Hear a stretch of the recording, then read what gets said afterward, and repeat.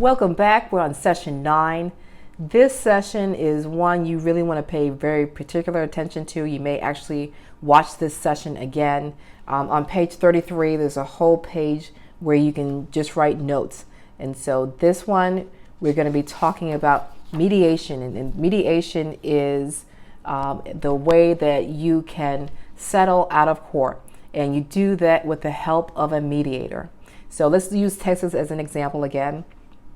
In Texas, mediation is the process where I call, you want first of all to find out and have a clear understanding of what you want out of all this, because mediation is the way that you can, with the help of a mediator, flesh out all of the issues in your case and come to an agreement about all of the issues in your case. In other words, you're settling it. You're coming to an official agreement about your divorce and how things are going to go with your kids and your stuff. Okay, so it's important. It's important because, this is how it's going to go after the divorce. So, it's important, and, we have a lot riding on it. And you want to make sure you have a clear understanding of what's going on and, how you can position yourself to come out the best way that you can. I'm not saying, you come out and win, a lot of times people say in a divorce there are no winners.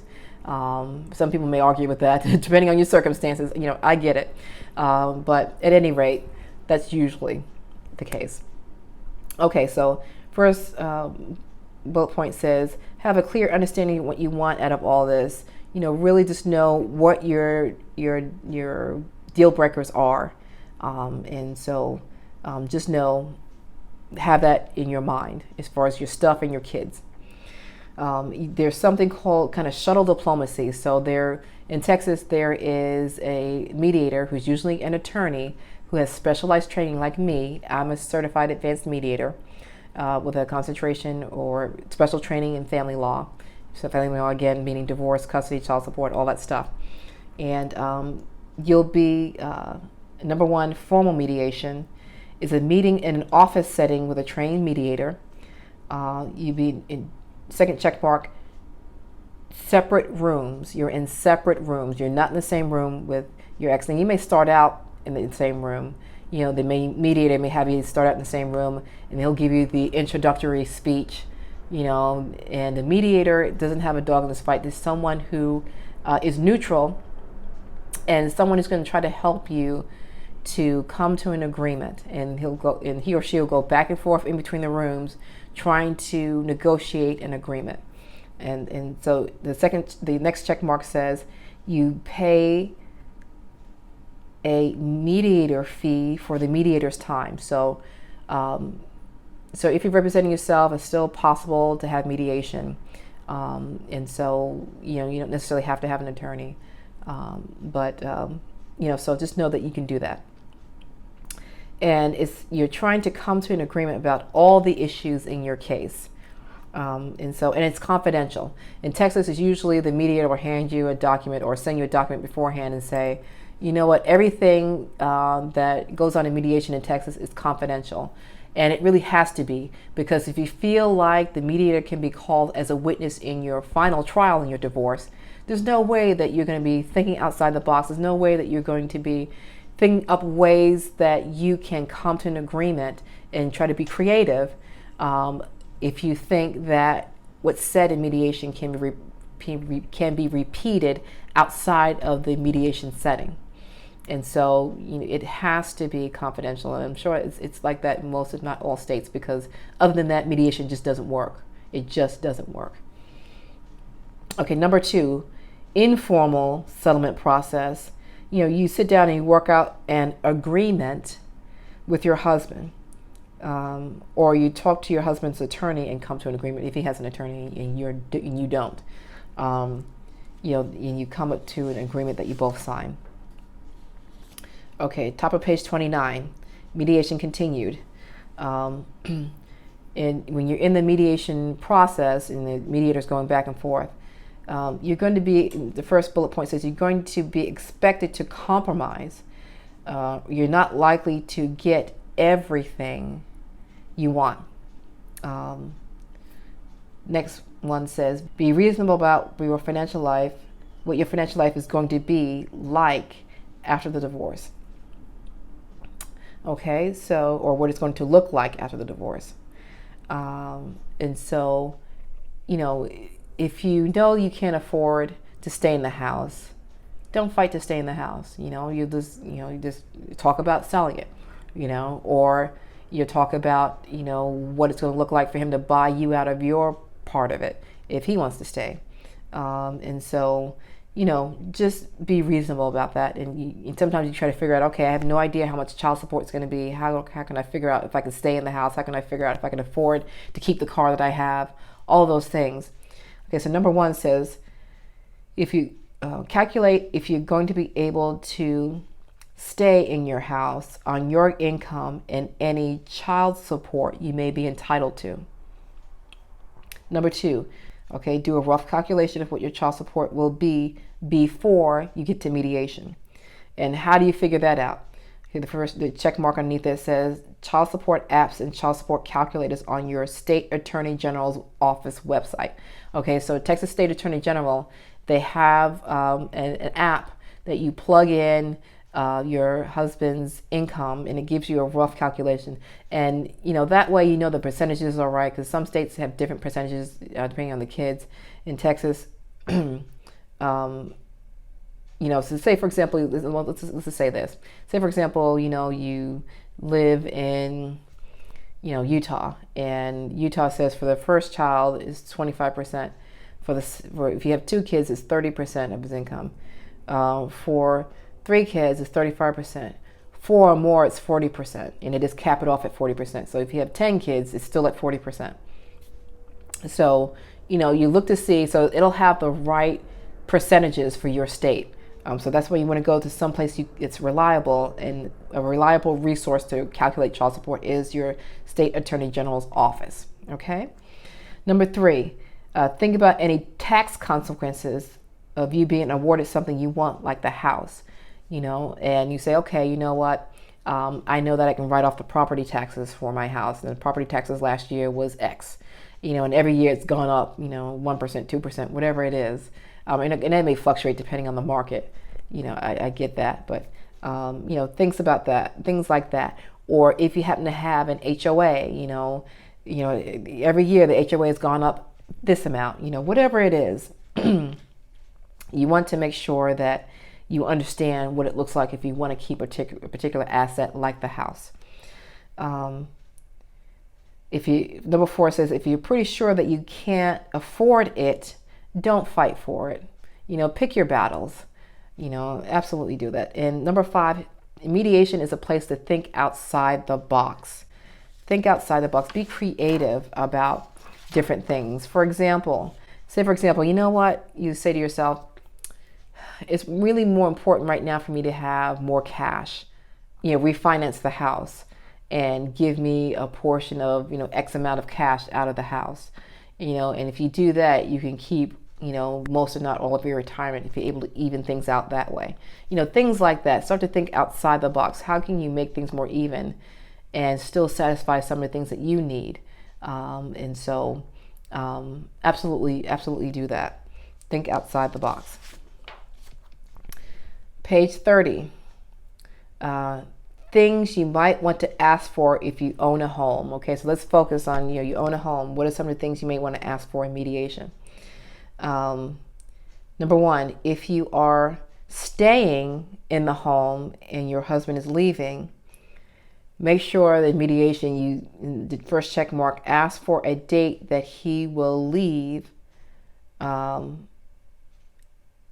for a date he will leave and come to an agreement on the date that he's leaving. All right, so make sure that that's written in stone. If he's leaving at the end of March 2019, make sure that's specifically stated in your mediation agreement. Second check mark says, come to an agreement on what he's taking from the house and the date he has to come and get everything on the list. And I've seen this, a year later after the divorce, he still hasn't gotten the crap that he's supposed to get out of the house. And you're like, when are you coming to get your stuff? So make sure that you have a list of what he's taking so there's no surprises there. If you want to keep your, KitchenAid mixer that you paid $200 for. You don't want him snatching it. That type of thing. And I'm not saying you have to list every single thing, every single fork and knife, but list, the big things, the mix, the KitchenAid mixer, my mother's silverware, all the things that you want to keep, all the women's jewelry in the house. You don't have to list every earring or every woman's necklace. You say all the women's necklace, every woman's jewelry in the house, all of my clothing, things like that you can generalize. You don't have to say, the pink skirt, the blue sweater. You don't have to be that detailed, but just something that's big enough to make sure that you can identify it. If he's taking the gas grill, have that on his list.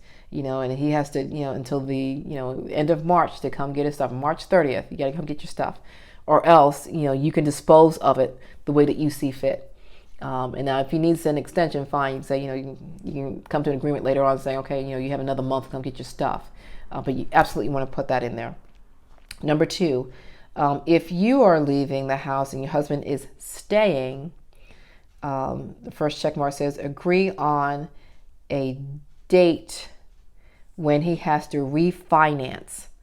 An example is no later than 60 days from the day the judge signs the divorce papers or something like that. Give him a deadline, because I've seen too many times, again, a year later, he still hasn't refinanced the flipping house. I'm like, you feel like you don't have closure until all that stuff is done. So you want to make sure that in the mediation agreement that there are firm dates, they are exact dates as to when he's supposed to do this. And also, an agreement on refinancing the house. It's not just, let me just live here and I'll just assume the mortgage payments. No, you have to refinance and get your name off that mortgage. So later on, you're not having that on your credit. If you want to, if you get remarried and want to buy a house and you're like, well, we already have a mortgage in your name. And so, that affects your credit. And you're like, so you want to make sure that you take care of all those types of things. Next one is agree on what will happen if he doesn't or can't refinance the house. In other words, you say, you know what, you got 60 days to refinance this house. If you can't do that, then you're selling it. That's what we're doing. And so that'll also be incentive for him to get this stuff done. The last thing is agree that the title company, if you're selling or refinancing, agree that the title company will pay you your share and not your husband. I've seen situations where husband, refinances and he's supposed to give you, your cash payout, and all of a sudden he's like, you know what, something came up and, I ain't got it no more. And you don't want to be in that situation. You don't want to be in that situation. Yeah, you can go after him and sue him, but if he really did blow the money, you can get a judgment, but still no money. So you want to make sure that money never gets in his hands. The title company pays you. End of story. Top of page 31. Number 3, if the house is being sold, first check mark says you agree on the value of the home, or who or how the value is determined, whether you're going to get a realtor to do that, whether you're going to do a formal appraisal and get an appraiser to do it. You need to hash that out. Don't just say, oh, we're just going to sell the house.